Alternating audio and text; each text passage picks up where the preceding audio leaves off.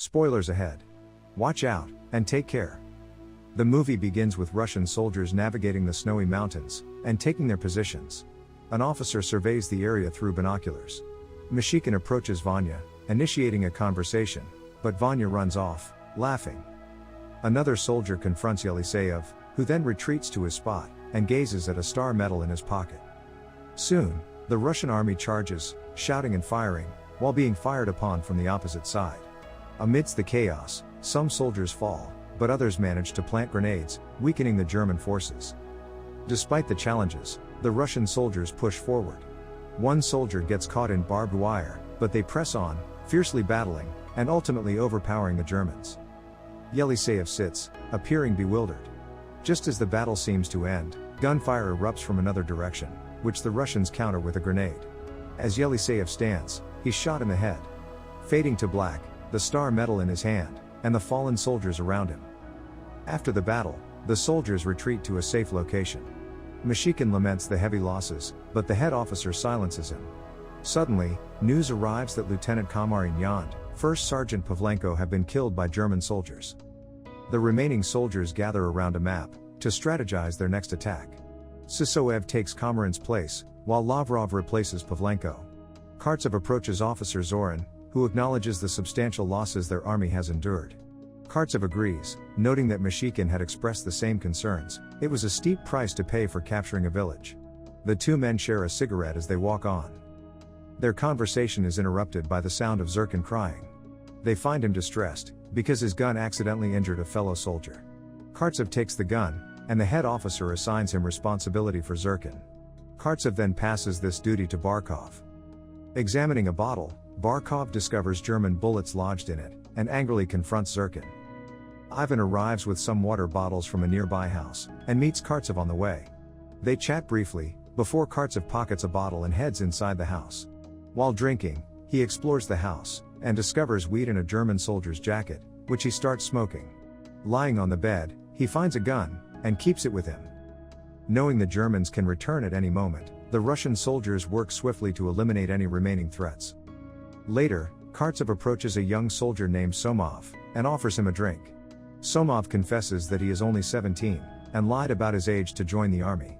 They bond over this revelation, and begin disposing of the soldiers' bodies together. As they converse, Kartsev learns that they are from neighboring cities.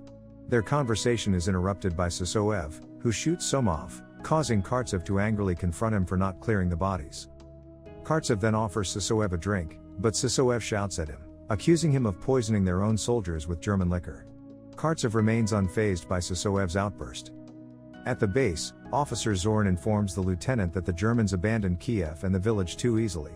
However, the lieutenant is only concerned with securing the Yusuvo village location. Officer Zorin, visibly shaken by witnessing so many deaths, struggles to keep his hand steady. Meanwhile, other soldiers set up a telephone line. When headquarters calls, Officer Zorin orders a soldier to remove a photograph from the wall. The lieutenant reports to the captain that he has lost more than half of his soldiers, but the captain dismisses his concerns, and demands that he prepare 2 machine gun teams. During their conversation, the colonel takes the phone, and instructs the lieutenant to cover the attack on Yusuvo, and be ready to join the battle.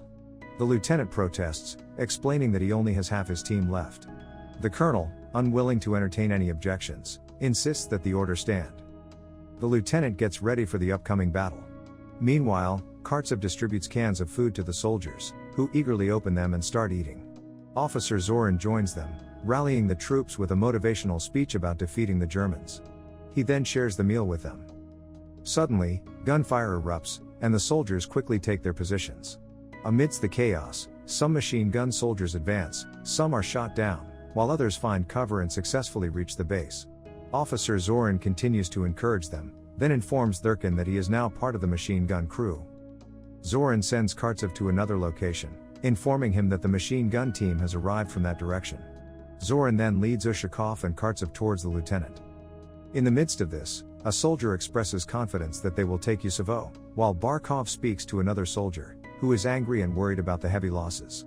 The soldier fears that half of their team will be lost, possibly including himself, all for a village. After the soldier leaves, Barkov contemplates the heavy burden of responsibility, realizing that if they lose the village, it will be seen as their failure. Next, Somov approaches Sisoev with supplies, and inquires about Kartsev's whereabouts. Kartsev then finds the lieutenant, and informs him that the machine gun team has arrived, offering him a drink. They discuss the ongoing battle briefly, before heading outside.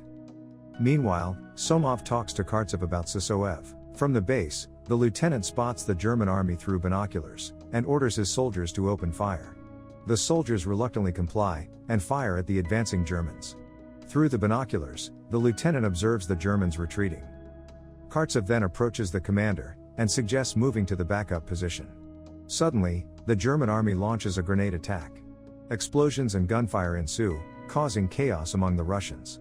They scramble for cover, as the battlefield becomes a scene of pandemonium. In the midst of the chaos, Sasha's leg is severed, and he screams in agony. The lieutenant takes refuge in a house, where he finds numerous soldiers with broken limbs from the explosions. The blasts continue, destroying many houses and killing several soldiers. Kartsev is seen trembling with fear, overwhelmed by the brutality of the conflict. The next day, Basov approaches Kartsev, distressed and shouting. Kartsev offers him a drink, and as Basov drinks, he begins to cry. Kartsev comforts him and helps him leave the area, visibly shaking himself. Meanwhile, the colonel is seen in a discussion with the army. The captain requests assistance for the soldiers in Yusovo, but the colonel explains that the 30th Army is en route, and cannot be dispatched immediately. He insists that their priority is to keep the remaining soldiers safe. The lieutenant addresses the remaining troops, informing them that the Germans launched an unanticipated attack, and they have no reinforcements. He laments that all they have left are the soldiers present. A fighter plane appears overhead, and the soldiers brace for an attack. Instead, the plane drops pamphlets, which the soldiers begin to read. Officer Zorin, suspecting a German ploy, instructs everyone not to touch the pamphlets. As the soldiers examine the pamphlets, a fellow soldier Vlasyuk runs towards them, but is struck by a bullet in his hand. The soldiers quickly bandage his wound, concerned about their dwindling numbers and the mounting pressure of the conflict. Junior Lieutenant Alexei arrives, visibly furious, and begins berating everyone. His anger escalates as he confronts the lieutenant and Officer Zorin, promising to deal with him later. A soldier informs him that the lieutenant colonel will arrive in an hour. Outside, some soldiers are seen trying to relax despite the tension. Junior Lieutenant Alexei storms over and starts yelling at them. He then engages in a heated argument with Kartsev, brandishing his gun in the confrontation. The lieutenant and Officer Zorin attempt to intervene with orders, but Kartsev stands his ground, removing his jacket and facing Alexei with unwavering confidence. Impressed by Kartsev's defiance, Alexei eventually backs down, and leaves. At another location, Alexei orders everyone to open their coats, so he can inspect for German pamphlets. A soldier explains that the pamphlets were burned on the lieutenant's orders. During the search, a soldier named Somov's coat is found with a letter from his mother, while Papasha's coat contains a German pamphlet he had kept to light a cigarette. This discovery angers the captain, who reprimands everyone. The lieutenant colonel arrives and is presented with the German pamphlet by the captain. The captain explains the situation, adding to the mounting pressure on the already strained troops. Meanwhile, Junior Lieutenant Alexei and the lieutenant have a heated argument. While Alexei is taking Papasha, they come under German fire. Papasha is injured, and Vlasyuk narrowly escapes, hiding behind a large tree.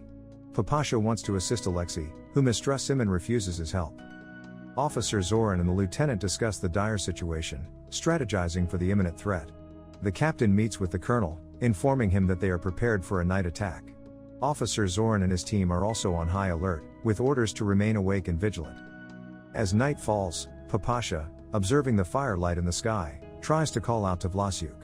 Junior Lieutenant Alexei asserts his authority, reminding Papasha that he has the power to enforce the law under any circumstances, and Papasha reluctantly agrees. Meanwhile, a conflict arises between Kartsev and Somov. Kartsev, furious, begins to beat Somov, until other soldiers intervene. As Somov attempts to explain himself to the lieutenant, a fighter plane is spotted in the sky. The captain and colonel continue their discussion about the upcoming attack. In a separate conversation, Kartsev reveals his past. He had committed theft in Moscow, and secured his place in the army by falsifying his papers.